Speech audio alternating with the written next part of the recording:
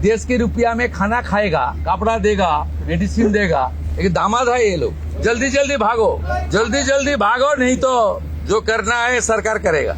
আমরা বলে দিয়েছি যে বাংলাদেশের অবৈধ অনুপ্রবেশকারী তাদেরকে কোর্টে পাঠানোর কোনো দরকার নেই, আইনে নেই। সরাসরি পুলিশ নেবে এবং বিএসএফ এর হাতে হ্যান্ডওভার করবে। বিএসএফ এর যা ভারত সরকার বাংলাদেশ সরকারের সঙ্গে আছে এগ্রিমেন্ট, তাতে বাংলাদেশি প্রুফ করে হ্যান্ডওভার করে দেবে।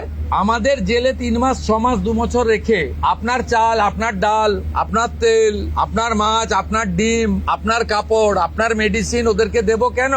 এটা তো ভারতীয়দেরই ক্ষতি হচ্ছে, আমাদের রাজ্যেরই ক্ষতি হচ্ছে। আইনটা এতদিন ছিল ভোট ব্যাংকের স্বার্থে, কেউ বা কারা ব্যবহার করেনি। আমরা ভোট ব্যাংকের বাইরে গিয়ে দেশের স্বার্থে, রাজ্যের স্বার্থে এই আইন কার্যকর করছি। देश के रुपया में खाना खाएगा, कपड़ा देगा, मेडिसिन देगा।